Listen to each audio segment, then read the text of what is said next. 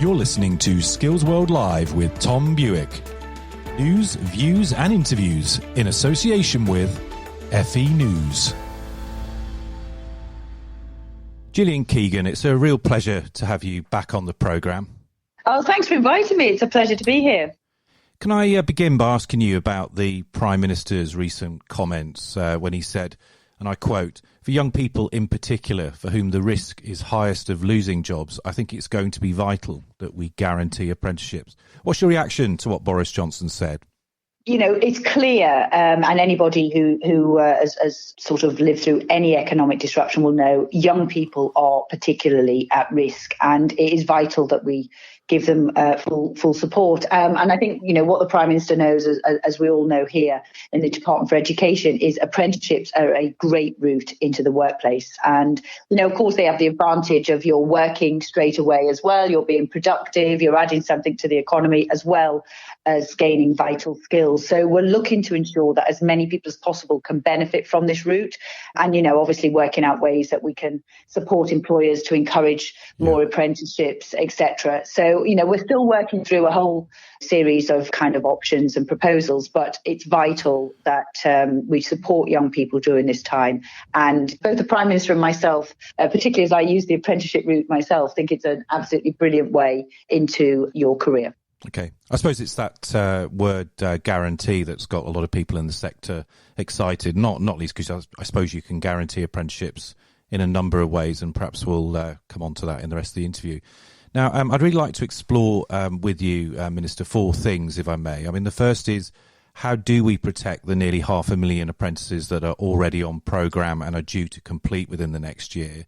Secondly, you know, how do we build a skills recovery programme in England that helps our nation come out of this pandemic in hopefully a stronger position than when we went in? Thirdly, how do we ensure that the quality agenda, you know, is genuinely at the heart of the apprenticeship programme in future, particularly at a time, as you will well know, of increased financial pressures?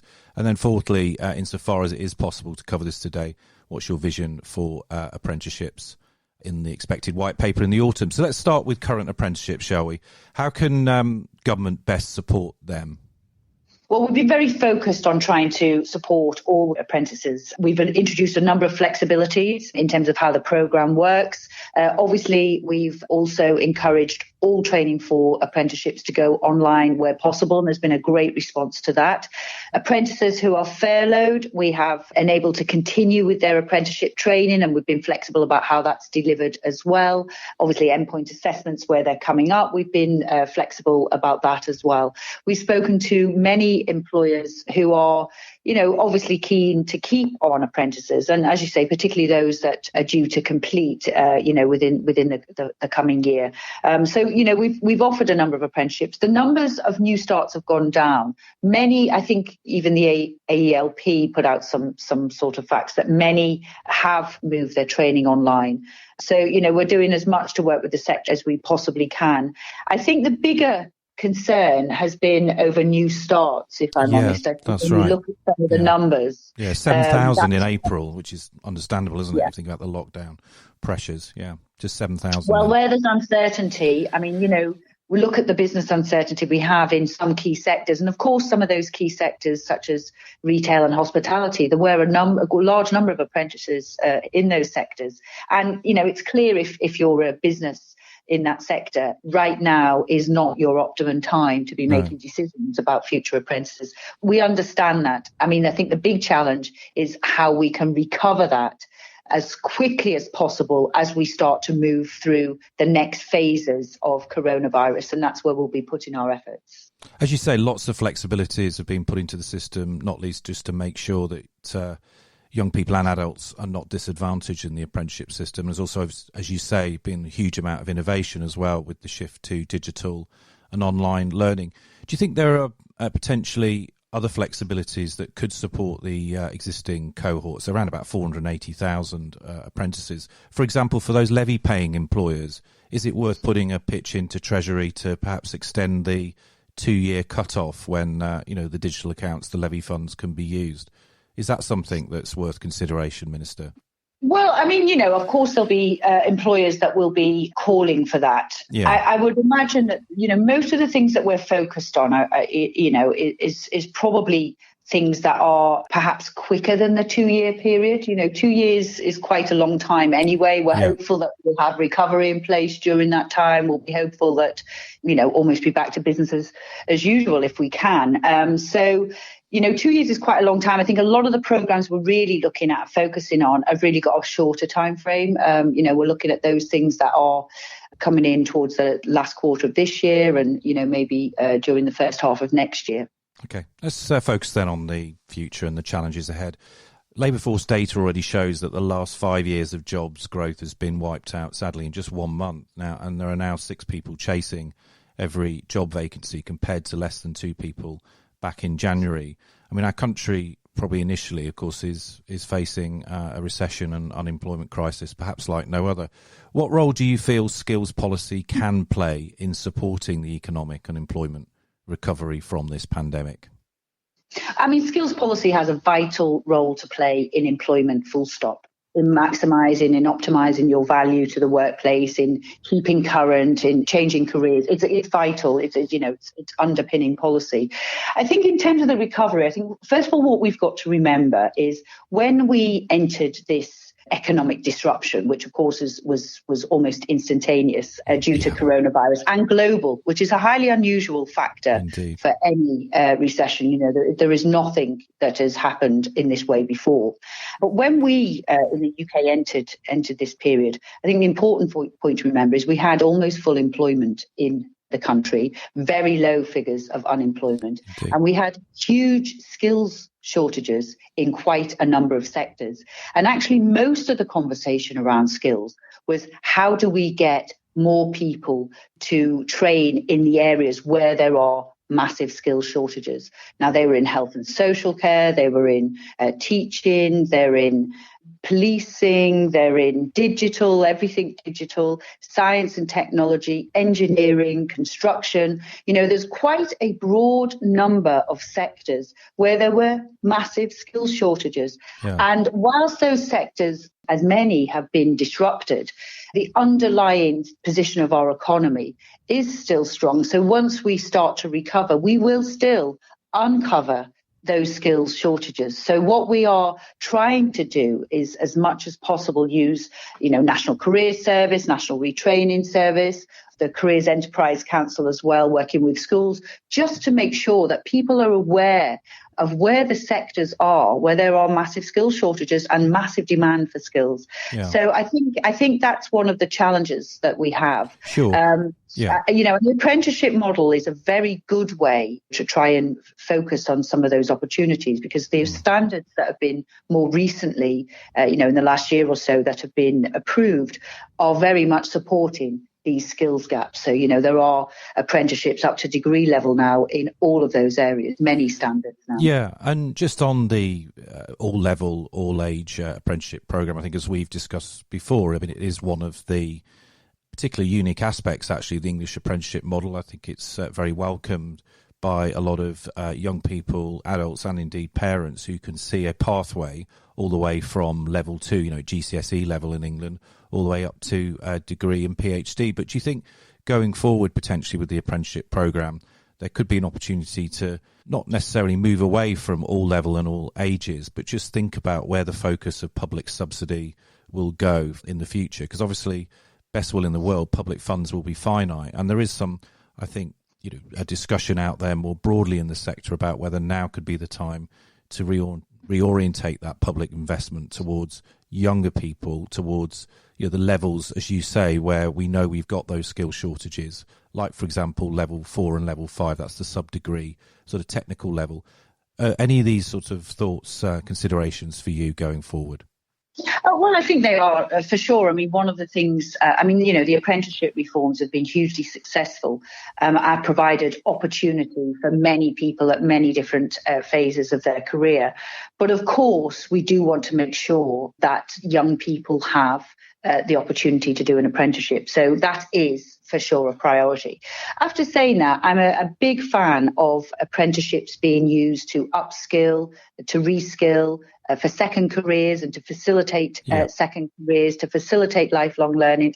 I've seen some very inspiring examples of people who, perhaps have been stuck in jobs that they didn't really particularly enjoy, but they paid the bills, mostly because they didn't have the full life chances that young people have today. So, listening to stories of people, in their 40s and 50s, being able to realize their dream jobs, 30 years later, effectively, is very inspiring as well. So, certainly we want to encourage that, and we want to encourage that opportunity, but making sure young people, they enter the workplace, they need training, they have very few skills that are suitable for the employer, and they have to be trained in that. So, we need to make sure there is always a focus and emphasis on enabling that, because, of course, they are the future with long careers ahead of them. They're natural digital natives. They add a lot to the workplace once they're in the workplace. So we're very keen to make sure that I personally, I think I've said to you before, I think apprenticeships in a fast moving dynamic world, they're a great way to keep current, because basically you're learning up to date in the workplace as you're also supplementing that with what I'd like to call career-led study. So I think it's a very good way, particularly in a fast-moving technical environment, of making sure that you are up to date and current, and you're always studying things that employers value. And that's the bit that we've been really trying to bring together, the making sure that the education locks in better with what employers value, particularly as we've gone through a number of tech changes in technological shifts in the last decades. Yeah. And of course, as Skills Minister, you have walked the walk on that subject. You've got your own inspired example of doing a high quality apprenticeship in a car factory when you left school. And talking of when you left school, probably when I left school as well, I mean, you'll be aware of those sort of mate work schemes in the 1980s, like the youth training scheme. And it did sort of give the brand of training a bad reputation for a while. And in fact, it was the Conservative government in the late 80s that brought in what were then called modern apprenticeships. And I just really wanted to get your views, Minister, on how do we protect the brand of apprenticeships? How do we maintain the quality in the system going forwards? Well, you're absolutely right. It is vital that apprenticeships are associated with quality. I mean, you mentioned you go back to the 80s, which, is a time we do not want to go back to in terms of youth opportunity and employment. But if I think about it, when I left school, as you say, age 16, to start an apprenticeship, that was recognised as a the golden ticket in a way. It was the high quality route. A lot of my cohort, went on to YTSs, which, didn't really offer a long enough period of training to really provide anybody with valuable skills that were transferable. And that's actually the currency of why you're doing this. You want skills that are valuable to employers, and mostly you want them to be transferable. We don't stay in the same job for life. I've now worked in 6 different industries and, in many countries all over the world. The skills that you have are there and you build on them. So I think that absolutely the quality has to be key. And, I like to see the ability for people to progress, use the apprenticeship route to progress as well. I guess looking back, I started as a level 2, then became a level 3, then did a level 4. I think I skipped 5 and went on to 6. But, I didn't know when I started that I was doing a degree level apprenticeship. That's not how it was structured in those times. But what was vital is that, that the employer was there willing to support me as far as I could go, and the progression routes and opportunity was there. High quality is absolutely vital. And I feel very strongly about this, because if I think about my own experience being, a young working class girl from Liverpool, leaving a comprehensive school without much of the sort of career structure and advice around, and without that many role models, and certainly none in terms of what I went on to do, I very much put my trust and faith in the organisations that I joined, and that was both the employer and the FE college that trained me, and then the university, which was the former Polytechnic. And, if that had been a low quality opportunity, I wouldn't have known on the way in. I'd have only known after I'd spent years doing something that wasn't valuable. I was very much reliant on them to make sure I had a high quality experience. So I feel very strongly that, particularly if you don't have that structure around you, you don't have role models around you, your faith and trust is entirely in the organisations and both the employers and the training providers, and we cannot let them down. Yeah. Do you think this important divide that's been in place since 2013, that the providers provide the training, obviously Ofsted inspects up to the so-called gateway, and then we have this endpoint assessment model, which is, if you like, the final quality check? It's a bit like learning to drive, but you go to a separate DVLA centre for your driving test or your practical driving test, having done the theory. Do you think that is still a really important blueprint for the whole apprenticeship quality model?